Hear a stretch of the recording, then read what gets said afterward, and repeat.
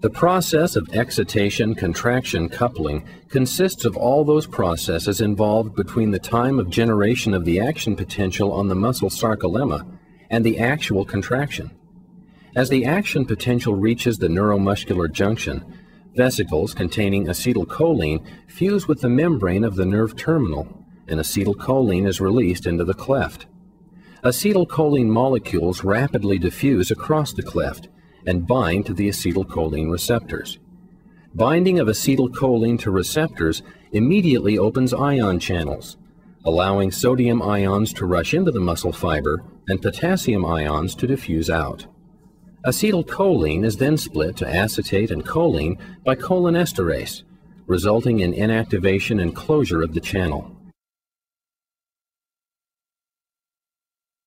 The initial flux of ions due to opening of the channels brings the membrane potential to threshold, causing the voltage-gated sodium channels in the vicinity to open. The resulting action potential is propagated over the entire surface of the muscle and also courses into the T-tubule system.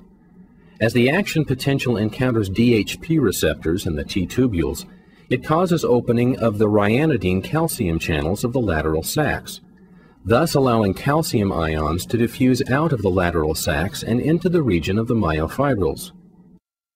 Calcium then binds to troponin, resulting in movement of the tropomyosin-troponin complex away from myosin binding sites on actin. The contraction process continues as long as action potentials continue to reach the neuromuscular junction, thereby keeping the concentration of calcium elevated around the myofibrils.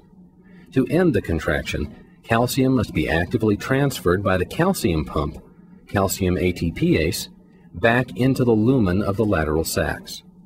This pump utilizes ATP as a source of energy. This process reduces the concentration of calcium in the vicinity of the myofibrils, such that calcium dissociates from troponin. Tropomyosin again covers myosin binding sites on actin, and the muscle relaxes.